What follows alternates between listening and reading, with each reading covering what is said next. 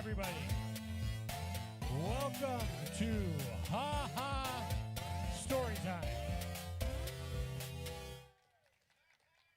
What is Ha Ha Storytime?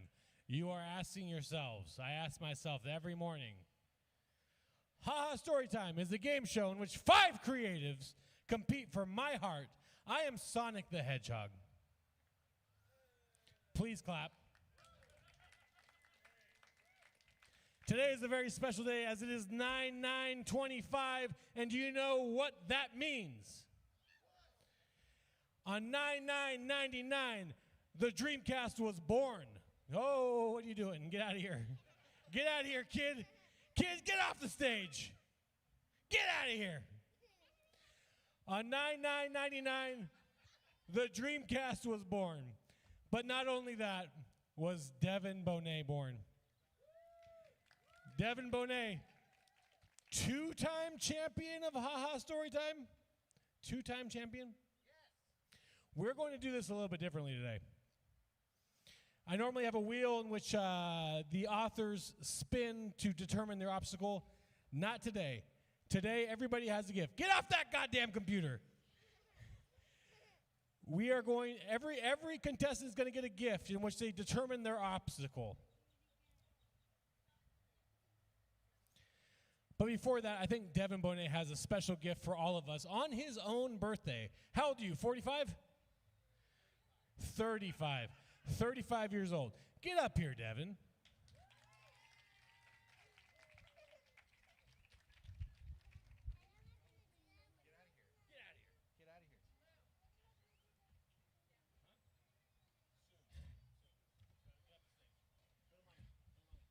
Hey. Hey, Devin, what do you got going on for us here?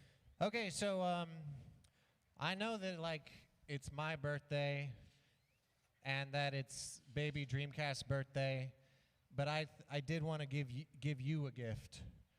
Me? Yeah, Andrew. Well, I'm not Andrew. I'm Sonic the Hedgehog. Right.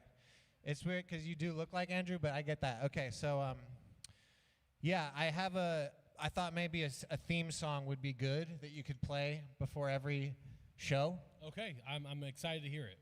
So I'll play it. I'll play it now. Okay. Can everyone hear it? Is it good? No. She's saying turn it up. Do you not want people to hear it? Hear it? Louder. They're saying louder. There we go. I've got a mind for Sonic. Let's tell a tale or two. Get yourself a gin and tonic and spin the wheel for your favorite blur that's blue. When I've got a mind for Sonic, I've only got 6 minutes time to read a story true and honest before he makes me have to listen to Sublime. And I know in my heart I'm a star when I'm reading. Oh, Sonic, don't you cuck me, I am pleading. Sonic, Sonic, how iconic. It's Ha Ha Story Time. Oh, my God. That's my competitor right there. Yeah, and I am a very generous person, so it's not only this.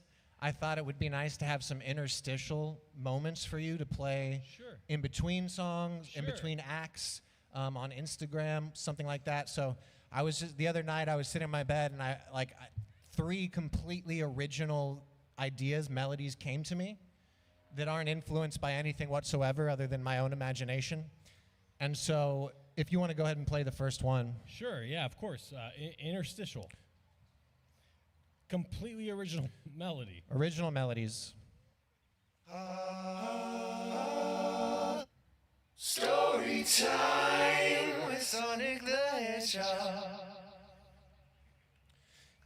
Yeah, I was like, Alright. wow, that's really cool that I thought of that melody and stuff. And Sounds disturbingly similar to "Doing To what? Time" by Sublime. oh, I don't know who that is. You said it in your song. You said something about. Oh no, I was talking about like the feeling Of the feeling of being sublime. Okay, Yeah, that's weird for you to say. That was a great theme song. Thank you. There's two more if you want to. Sure, yeah. Well, they're interstitial, so I'll put them in between Okay, you want to play the other ones later? later for sure. So are we done here? No. Okay. We have to sing "Happy Birthday." No. Happy birthday to you. Happy birthday to you. Happy birthday, dear Devin. Happy birthday to You're missing. you. All right. Are you good? All right. Well, we're about to get on with the game here. Well, hold on. Dr. Knuckles, better get on that microphone so everyone can hear you. Can I get off? Sonic? Yes. I know you're in the middle of a thing, but this is important. I need to tell you that you have to take care of the baby Dreamcast. Oh, my God. But unfortunately, as glorious as new life is, there's tragedy as well. Oh, no. Hit me, Doc. Hit me with that bad news. Princess Peach didn't make it, Sonic. Oh, my God. She's gone, Well, I can tell that this is my child and not Mario's child. obviously. And I want to say one thing about Mario. He treats his lovers like pipes to be clogged. On that note, I'm out. But not me. I will take care of this baby. But the show must go on. I'm sorry, Princess Peach. You have ascended, probably. Let's get on with the game. A short moment of silence for Princess Peach. Shut the fuck up. Okay, competitors. Miguel Myers, J.M. Stryker, Aaron Lawhon, and Taylor Fox. Please come to the stage.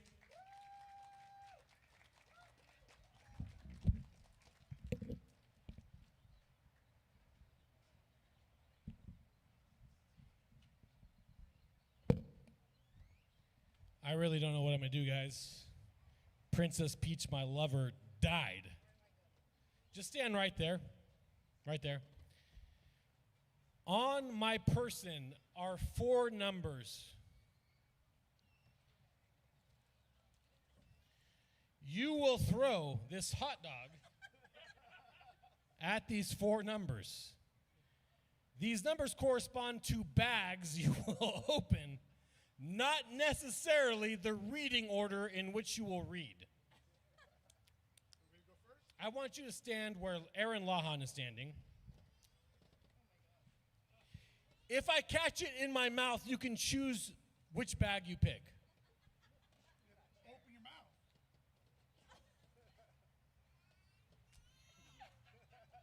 You are bag number 2. Please grab bag number 2.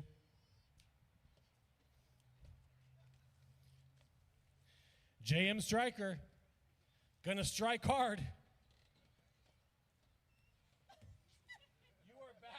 You are bag number 1. Please grab bag number 1. Not really, but Aaron or Taylor, takes courage to be in this show. this feels like a team. You are bag number 3. Please grab bag number 3. Can I throw the hot dog anyway? Yes, of course. Because if you get in my mouth, you can pick whoever. It's on the ground. That's okay. Okay, ready? Well, you are back number 4. And I don't know if you noticed this, but Devin, it's his birthday, so he is going to be the last competitor. Please open your bags, your gifts. You can keep those, but within those bags contain your obstacle and your reading order.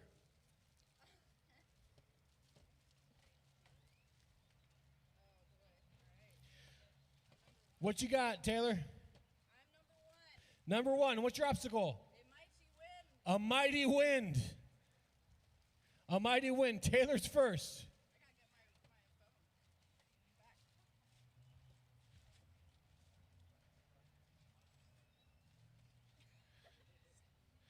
Soothe the crying baby. Shut that fucking baby up. Miguel, what is your reading order? It's on the back. Number 4. JM, Striker? Number 3, unnecessary violence. That is gunplay. Aaron Lawhon. Dressage, interpretive dance. That's a doozy.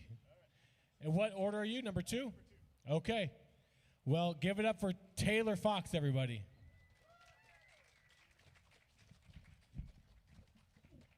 And what was your obstacle again? A mighty wind. A mighty wind. Is this for me? That's for you. You can pick it up. You can do whatever you want with it. Okay.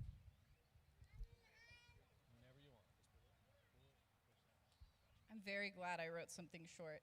Also, that's pretty fucked up that you got someone else trying to come for a theme song. Because what'd you play at the very beginning? Your theme song. However, many shows have two. Have you ever watched anime? No. Every season has a different theme song. So hold on. I got to start the timer. You have 6 minutes, Okay. which you'll probably be under because everyone writes under 6 minutes. It's no fun anymore.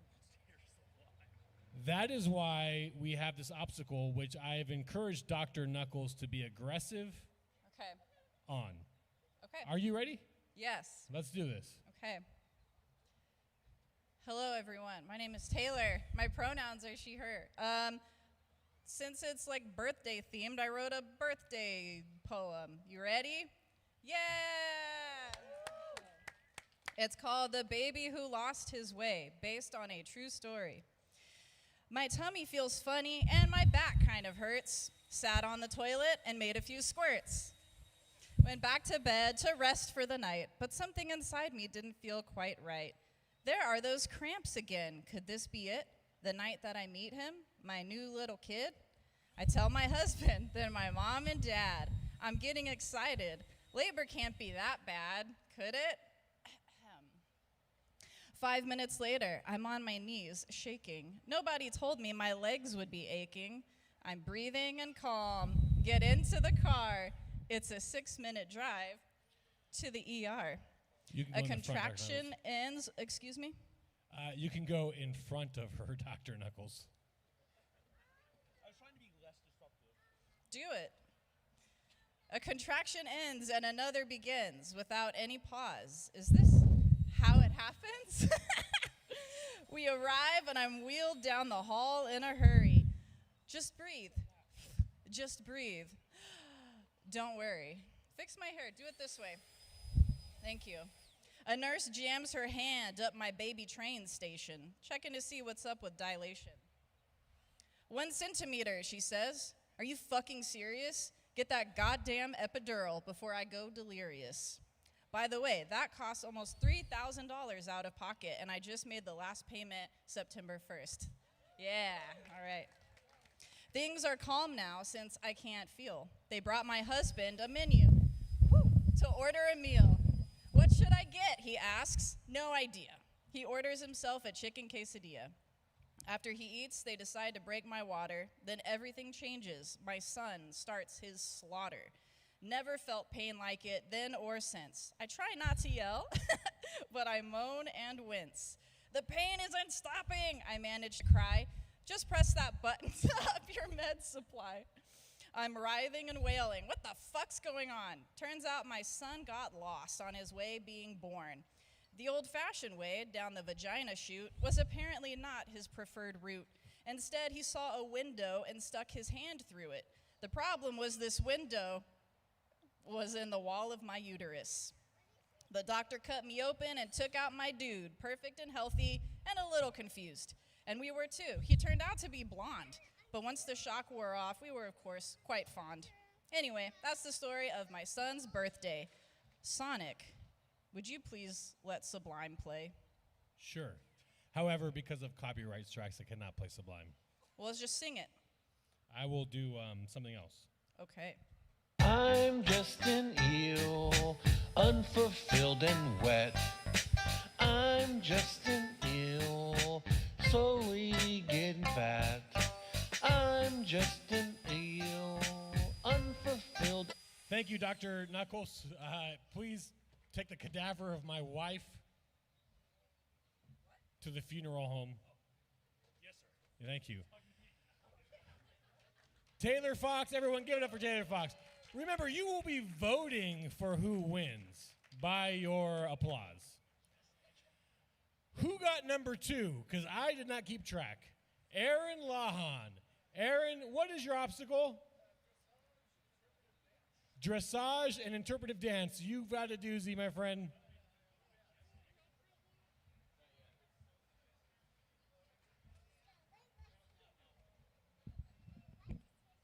Do you watch the Olympics? Sometimes. Okay, well, you have to do horse dancing. And our friend Ryan Bradley, who is a winner of Haha Storytime, is going to do interpretive dance while you read. I've instructed Ryan Bradley to be very interpretive dance. You have 6 minutes, but you also have to dance with that horse. I mean, yeah, well, what he did was he just jogged in place, which concerned me because he'd never seen dressage. Dressage is very important to our cultural makeup in the United States. Thank you. We're going to start that timer in a second. Aaron.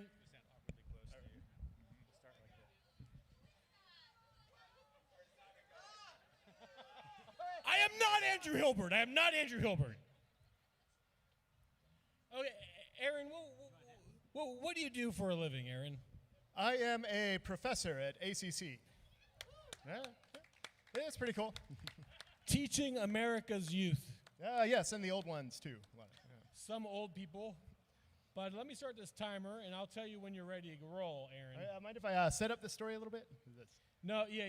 You can set the story, but when I start the timer, you can. All right, cool. Gotcha. So go ahead and set up that story. All right, so I'm going to read part of this short story I wrote called Dead Cooks. It's about fucked up line cooks and the ways that they die. The whole story is kind of a bummer, but this guy doesn't die, so it's not like as much of a bummer as like the rest of the story. So that's what we got. All right, ready? Yeah, I want to see them dancing with that horse. Right. Thank you. You're already the best dressage dancer I've ever seen on this show.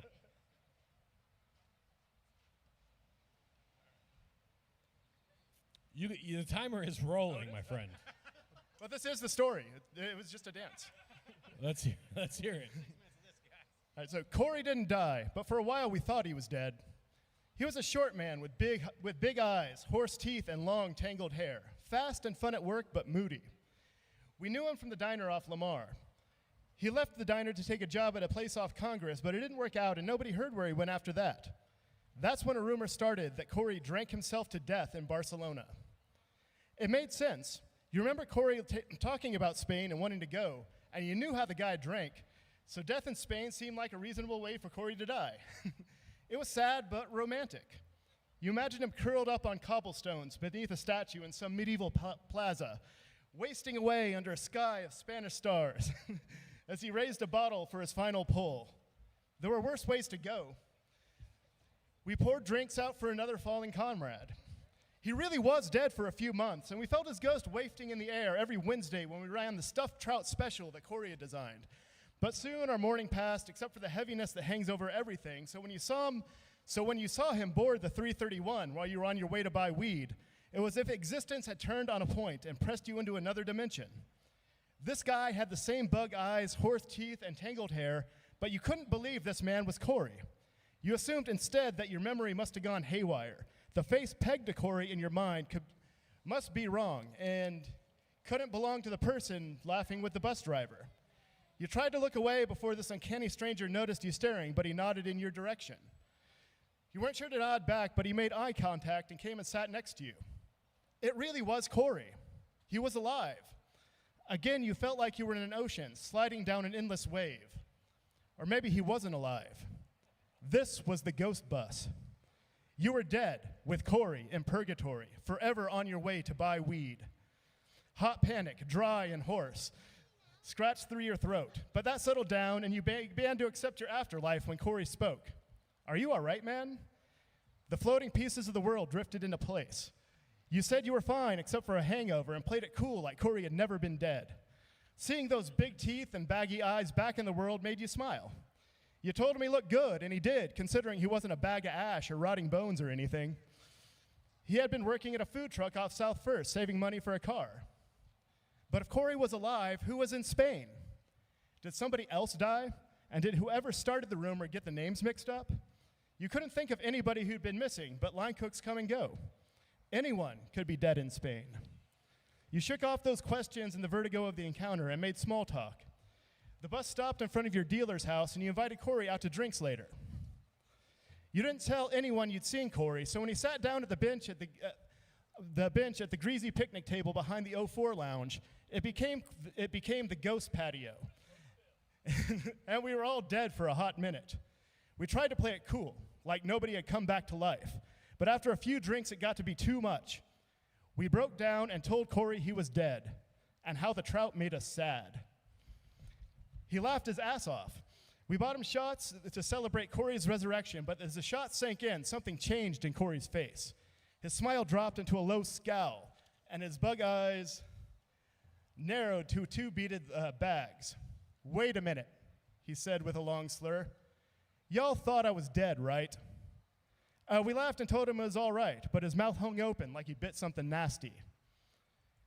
Y'all motherfuckers didn't go to my funeral.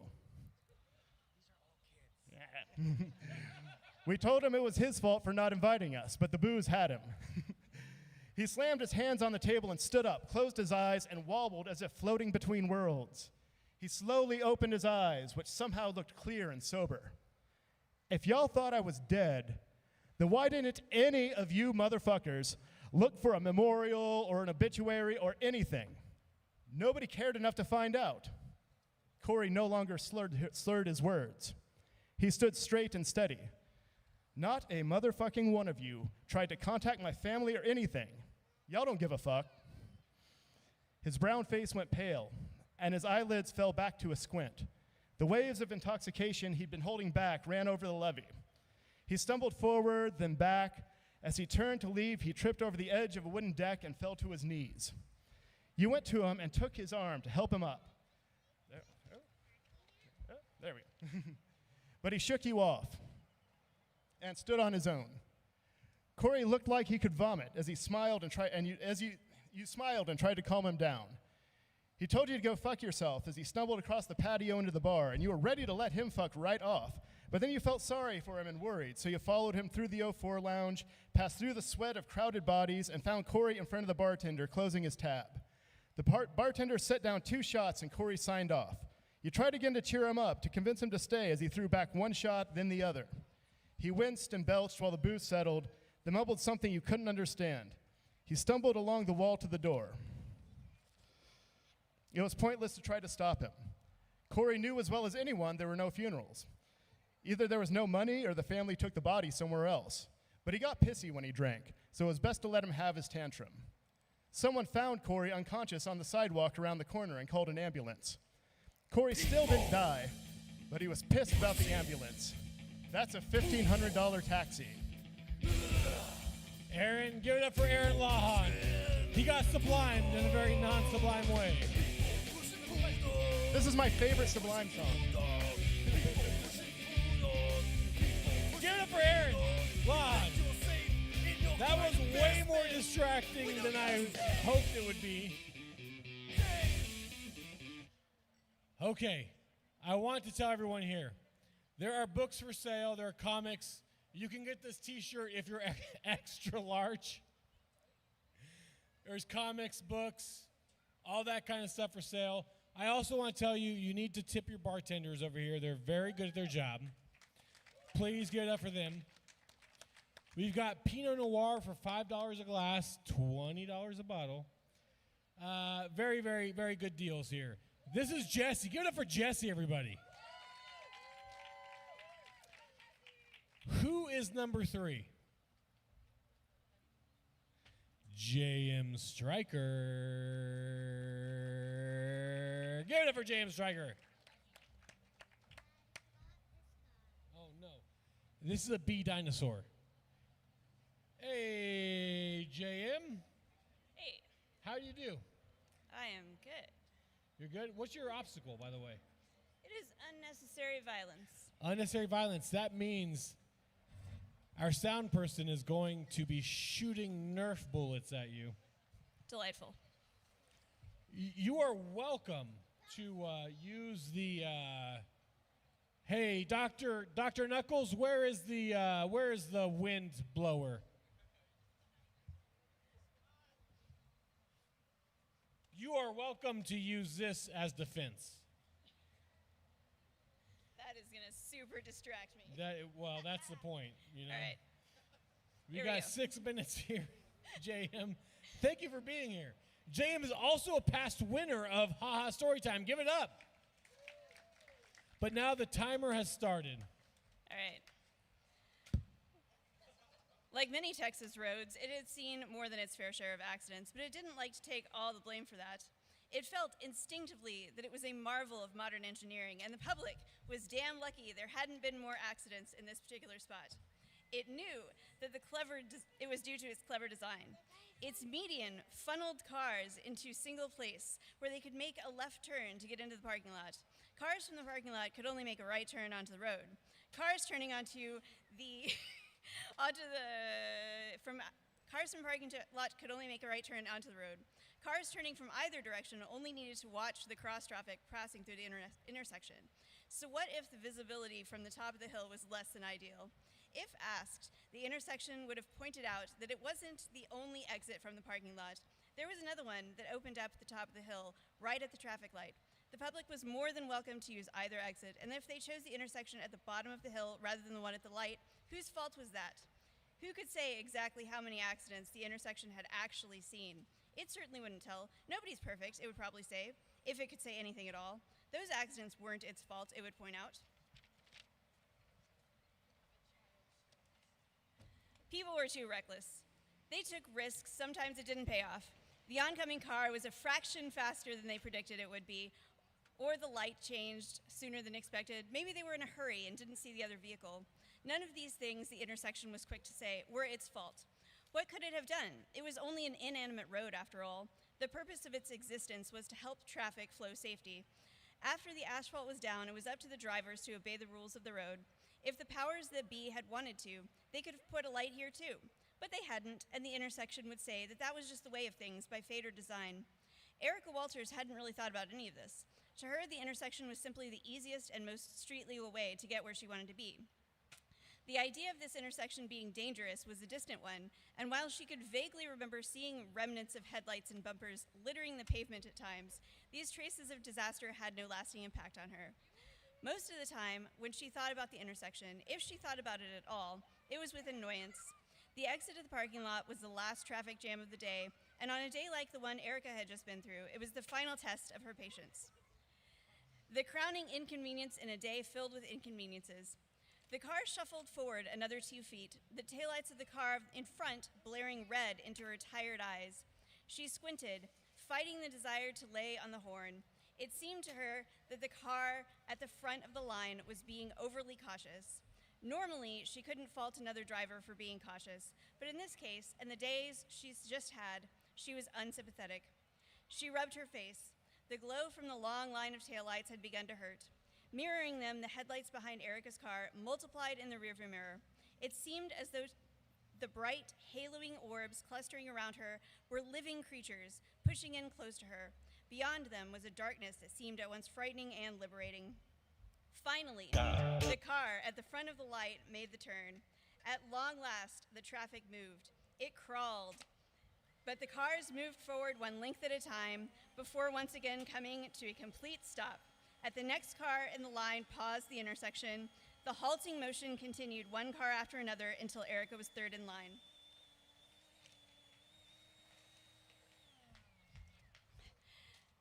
The car in front paused. Erica saw the bright headlights of the cars recently set loose from the top of the hill. Come on, she urged, but the car in front of her had stayed put. She groaned, watching the sparkling white froth of the headlights rush past on a tide of traffic. No one would be going anywhere anytime soon. The cars rushed endlessly past, and she wondered who was responsible for this mess. Why were so many people heading in this direction on a Tuesday night at 9 p.m.? Where were they all going, and why did they have to be going there right now? Unfortunately, she had plenty of time to consider all of these questions, since it didn't seem like the flood of cars would be stopping anytime soon. Once again, she was at the mercy of the traffic gods, and they hadn't been on her side all day. It would be just her luck to have offended the fickle and occasionally deadly traffic gods in some long-forgotten way, and now, as she attempted to live her life, get to work on time, and get home before midnight, she would reap the consequences. Erica's foot bounced lightly on the brake as she settled in. She turned the radio on, and with a bouncy pop song flooded the speakers, filling her with energy. Nothing like a pop song to make you want to move. Exactly the thing she couldn't do. Her fingers tapped on the steering wheel, and she craned her neck to see the vehicles ahead. She wasn't too worried about the little Kia Rio in front of her, but that rickety white van in front of it looked suspect. Perhaps the traffic gods were unsatisfied by the day's sacrifices. They must be out for blood, probably hers. If she was to die right here, would her foot stay on the brake, or would it slip off? Would it land on the gas or in the floorboards? Would she plow straight into the back of the car in front of her, or would she veer off to the left or to the right? Or maybe the gods would be satisfied with someone else's sacrifice. The van engine roared to life, swinging its way into the left lane, tires squealing precariously close to cutting off a dark sedan speeding through the intersection. The car horn wailed as the sedan darted into the right lane, narrowly missing the van. Erica sighed. Well, that was close, but it sure seemed to be over. Perhaps the gods would be displeased. Only the little Kia was between her and the open road. She was so close. Won't be long now, she thought.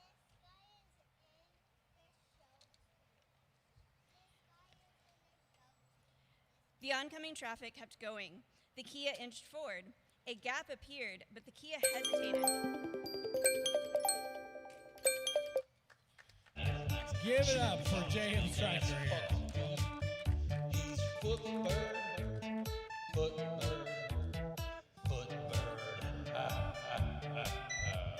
All right. We have Miguel Myers coming up. Let me figure this thing out here real quick.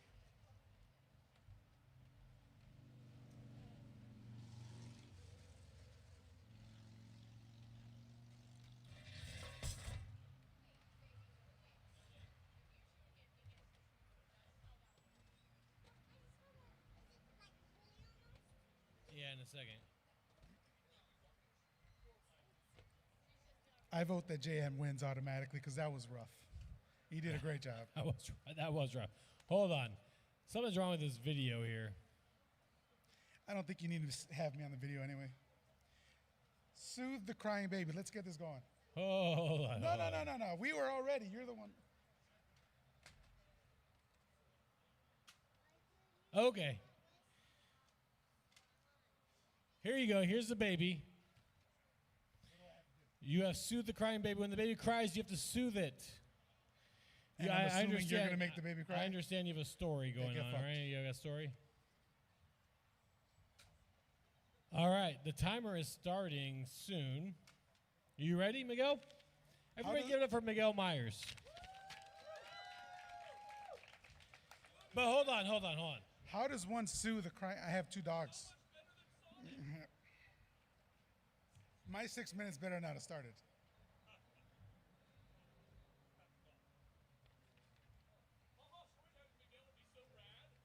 Thank you.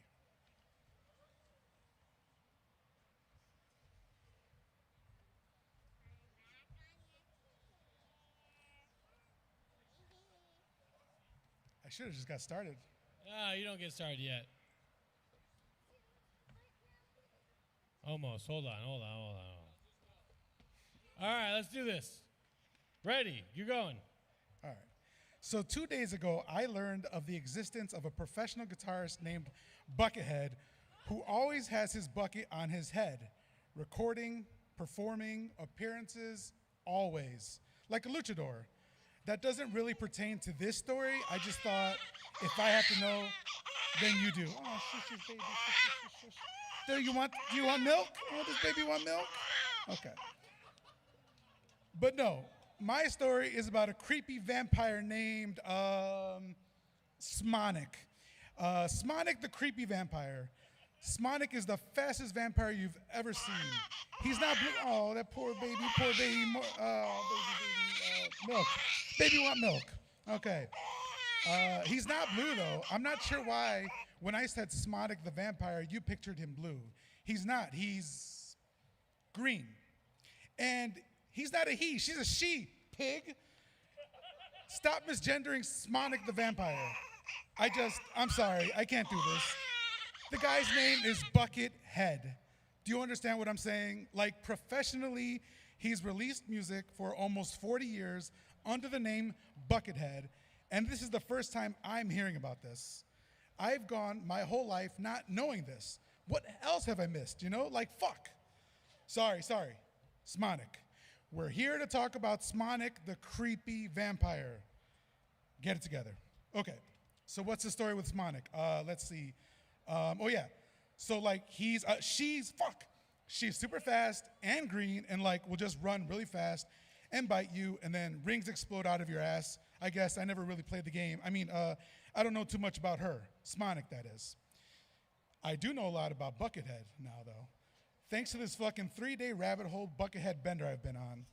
And I actually had an artist do a accurate rendition of Buckethead if anybody wants to pass it around. That is accurate. Okay. Poor baby, sweet baby. Show you okay. My group chat has threatened to permanently kick me out if I don't stop talking about this guy. But like, I don't think I fully explained. This bucket that he wears, it's a KFC bucket. And not only that, he also wears an emotionless white mask that covers his face as well, modeled after the one and only Mr. Michael Myers from the Halloween franchise. So like, I get it. I know about Slipknot and Guar and et cetera, but this is different. This guy, his name is Brian Patrick Carroll, born May 13th, 1969, in case you're wondering. I'm gonna read from his wiki here because I can't state this any better. Side note, you should donate to Wikipedia. They do so much, but also I've never donated and I'm never going to, but you should. The Buckethead persona came to be when Carroll saw the 1988 slasher film Halloween 4 and was inspired by the film.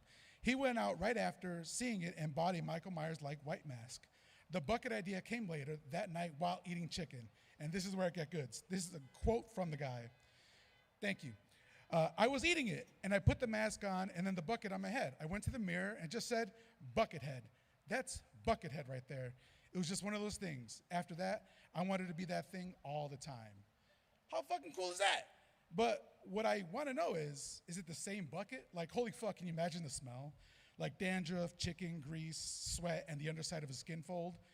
But I'm not an idiot. We're done with this. You sure? Yeah, we're good. Thanks. Thank you, Ryan. I appreciate you bringing that picture back to me. That's so much, that was very helpful. I know I'm not an idiot. I know he's definitely had to have replaced the bucket by now.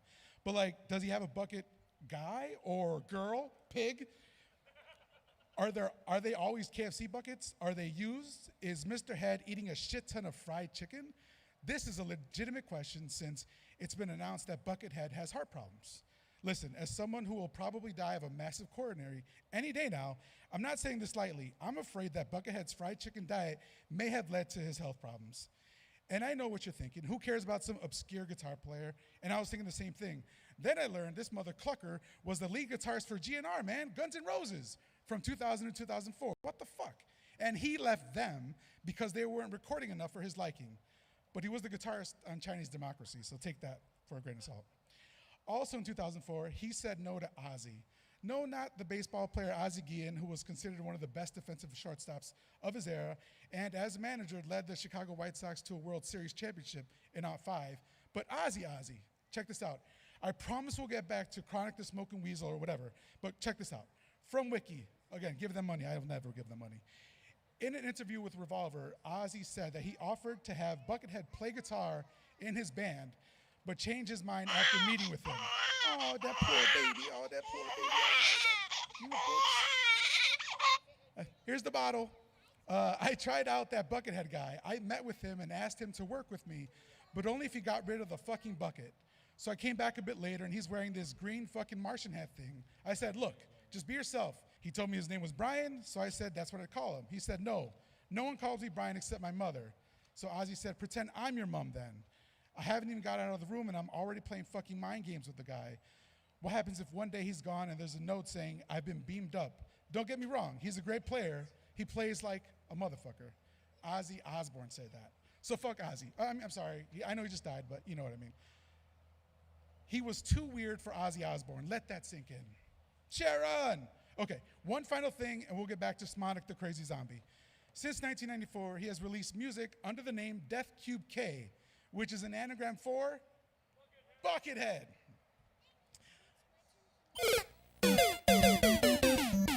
Okay, I lied. One more thing.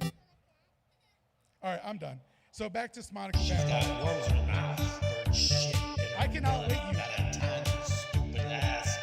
Buckethead also has an unreleased Disney album. Thank you. Thank you, Miguel. To all the YouTube live streamers, I'm sorry, but the program has crashed.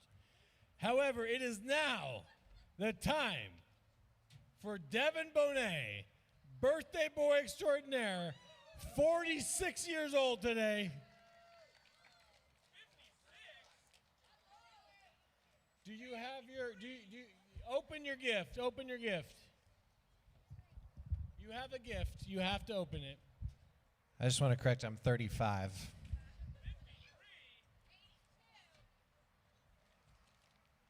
All right, you got a gift there, Devin.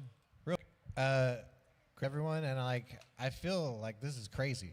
Like we're all spending all this time writing these beautiful pieces, and then it's just like this chaos, and we're like not getting a chance to actually show our work. But you know, good job. I feel like that's what the point, that what he wants to happen. What the fuck? Also, kids, man. Jesus. Okay. Stop laughing.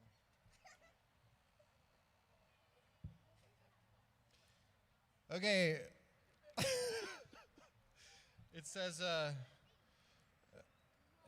they're handmade, I don't know what these are. They're handmade birthday cards. You are running through the gauntlet, which means every single All of the things? obstacle that has come up will come up now. Okay, but I can't defend myself with the leaf blower then? You cannot because it is an offensive object during this gauntlet. That means interpretive dance, interruptive dance. You need to get on that horse. There is a baby you need to soothe. And should I even bother to try and read the this? sound person will be shooting you with a gun. Okay. How's my battery?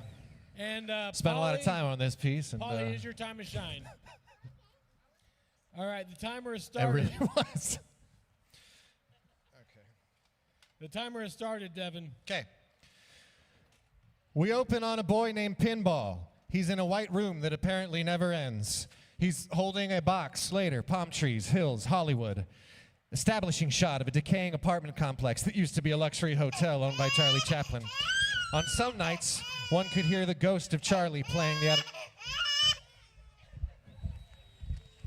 the out-of-tune Steinway in the lobby, rippling the surface of the koi pond. But tonight, all we hear is a bottle smash over someone's head outside the window. We zoom in slow on a red-eyed 25-year-old Pinball, cracked off caffeine, high on Blue Dream, fingers shaky.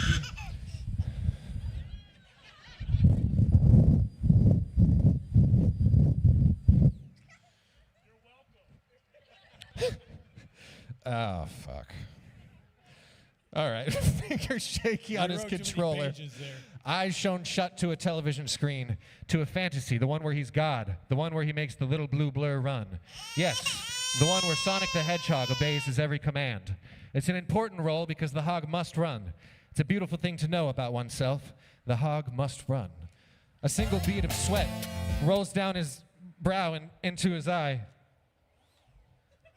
Ouch, it stings. A finger slips, and just like that, the blue blur falls. A fiery rage ensues within him. He voluntarily gestures wildly. This is fucking crazy. I see. Okay. The Dreamcast is no more.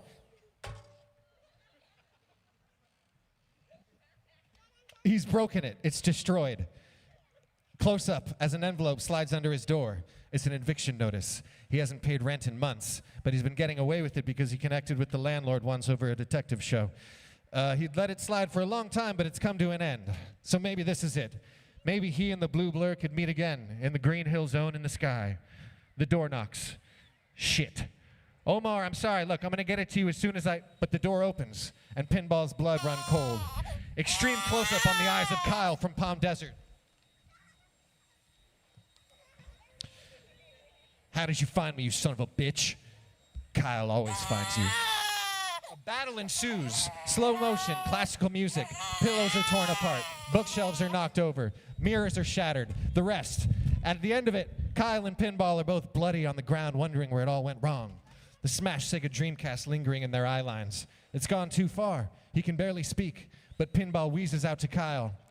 Kyle, I'm sorry for everything. Don't. We should have shared. We could have shared. It's done now. Let's go. Let's go. As the final breath escapes Kyle's lungs, Pinball reaches out and grasps his hand. Look, man, this is just fucking. I mean, I got. Right. Let's give him a minute. No, we don't need to finish it. No, let's keep going. I really like where the story's going. All right. Look, Pinball. Okay, Devin. Hey, no, stop. Devin. Okay. Devin. Everyone's caught up on the story? Everyone knows exactly what's happened the whole time? Okay. As the final breath escapes from Kyle's lungs, Pinball reaches out and grabs the hand, his own demise short behind. They stare into one another's eyes. Here they come, to a place where the blue blur runs forevermore, where the hog can be who the hog truly is, one who runs fast. Fade into white back into the endless room. Pinball uses all his strength to try and reel in the life he caught, but at the last minute, the line snaps. Damn it. This must have been the 900th try. No matter. He's discovered in the infinite time he's spent in this room that his pockets are an endless bounty of dreams. He continues to cast them, one after another, knowing that someday he'll catch one of those little guys swimming around down there. It occurs to him that if he does, when he does, he's not really sure what he'll do with it, what the point will be.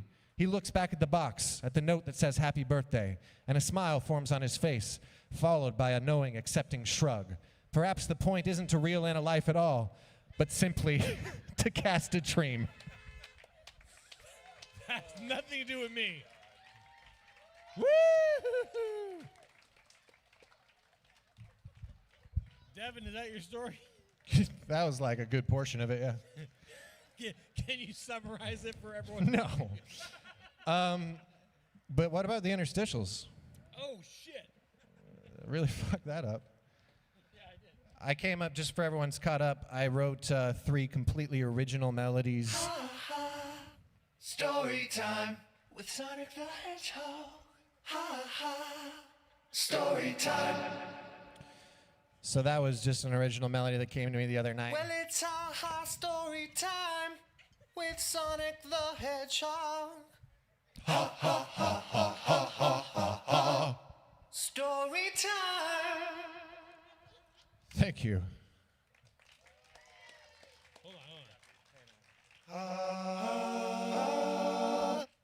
Story time with Sonic the Hedgehog. That was the other one. One more time. Story time with Sonic the Hedgehog. Ha ha. Story time. It's like a real cartoon. Luna? Well, it's ha story time with Sonic the Hedgehog. Ha ha ha ha ha ha ha ha. Story time. If it wasn't for those freaking kids, this show would have gone off without edge.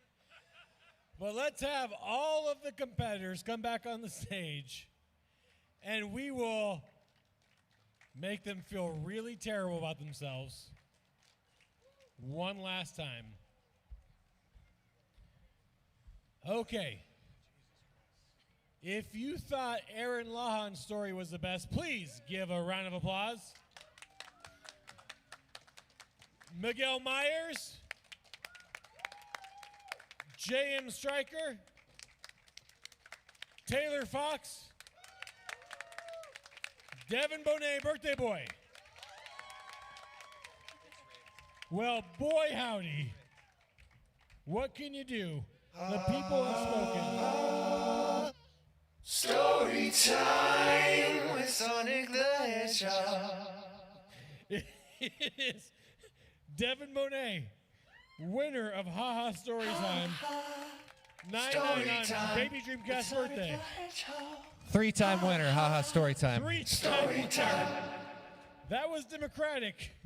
Well, it's Haha Story time with Sonic the Hedgehog. Yeah. Story time. One more time for everybody. No, I regret doing this. Why do you regret this? Story time with The Sonic winner, the Devin Bonnee, Hedgehog. everybody. Give it up. Well, it's Haha Story Thank you. time. Thank with you so Sonic much. The Hedgehog. Sorry. I'm so sorry. Story time. Thank you, everybody. Go tip your bartenders. And books are for sale over here if you want some books. Comic books, T-shirts, books, and other things. Love you all. Thank you.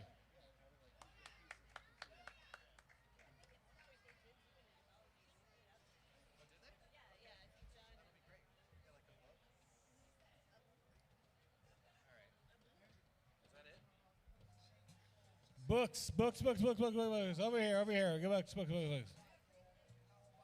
Free things from Taylor. Things that cost money from other people.